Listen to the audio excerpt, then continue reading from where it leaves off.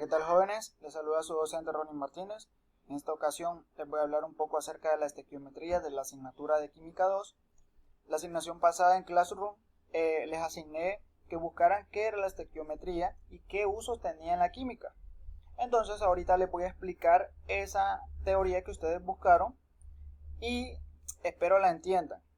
Para comenzar el tema vamos a hablar primero del concepto. La estequiometría es la ciencia que mide las proporciones cuantitativas o relaciones de masa de los elementos químicos que están implicados en una reacción química. Sabemos que a lo largo de la química se desarrollan reacciones químicas en donde están en cuenta proporciones cuantitativas tanto de moléculas como de átomos. Ahora bien, la estequiometría es la que nos ayuda a decir qué cantidad hay de cada uno de ellos o cómo la podemos cuantificar en relación a la masa. Cabe resaltar también los principios de la estequiometría. Este reordenamiento se produce por desplazamientos de electrones, unos enlaces se rompen y otros se forman. Sin embargo, los átomos implicados no desaparecen ni se crean nuevos átomos. Esto es lo que se conoce como ley de conservación de la masa. Implica dos grandes principios. Número uno, el número total de átomos antes y después de la reacción química no cambia, es decir, debe ser lo mismo antes de la reacción como después de la reacción. Número 2, el número de átomos de cada tipo es igual antes y después de la reacción. Vemos que los dos principios tienen una similitud. ¿Qué es lo que nos quiere dar a entender aquí? La misma cantidad de átomos, por ejemplo, de hidrógeno que usted tenga en los reactivos, lo mismo va a tener al final en lo que es la reacción.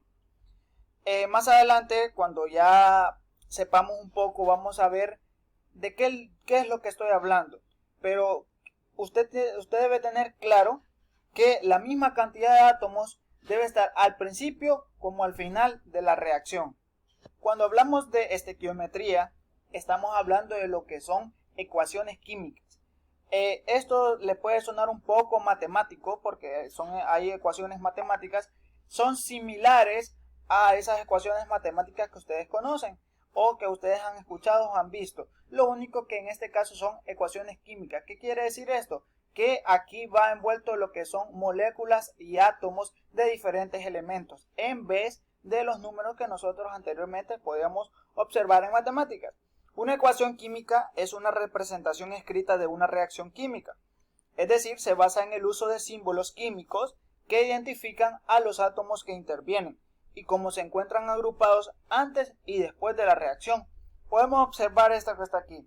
Tenemos el oxígeno, tenemos el hidrógeno y vemos que al juntarlos estos dos, al sumarlos, por eso aparece el signo más ahí, lo que nos da es dos moléculas de agua. Entonces por eso dice, tenemos los grupos de átomos o moléculas, entre paréntesis, siguientes. Tenemos el oxígeno, tenemos el hidrógeno y tenemos la final, las dos moléculas de agua. Al juntarse estos dos, porque aquí podemos observar, nos da como reacción esto que está aquí, dos moléculas de agua. Entonces, esto es una reacción química. Entonces, ¿qué es lo que significa? Cuando decía que los mismos átomos debían de estar. Si usted se fija, tenemos la misma cantidad de hidrógenos, tanto aquí como aquí, y la misma cantidad de oxígenos, tanto aquí como aquí. ¿Por qué? Porque al multiplicar este coeficiente que está aquí lo multiplica, y aquí hay un 1 imaginario, 2 por 1 es igual a 2. Entonces vemos que tenemos la misma cantidad de átomos, tanto al principio como al final. Ahora bien, ¿cómo podemos leer una ecuación química o cuál es la manera correcta? Una molécula de metano, aquí está el metano, su fórmula CH4, reacciona químicamente con dos moléculas de oxígeno diatómico. Aquí está el oxígeno diatómico. ¿Por qué dice diatómico? Por este 2 que aparece aquí. Tenemos las dos. Para formar una molécula de dióxido de carbono, que es este CO2, y dos moléculas de agua. Aquí está. Esta es la molécula de agua, pero como nos dice que son dos, entonces por eso aparece este coeficiente que está aquí. Esa es la forma correcta de leer una ecuación química. Ahora bien, existen métodos principales para poder balancear una ecuación. Cuando hablamos de balancear una ecuación, quiere decir que tenga la misma cantidad de átomos al principio como al final de la reacción, lo que les mostré en la ecuación anterior. Pero existen varios métodos para poder balancear esa ecuación. Número 1, tenemos el método de balanceo por tanteo.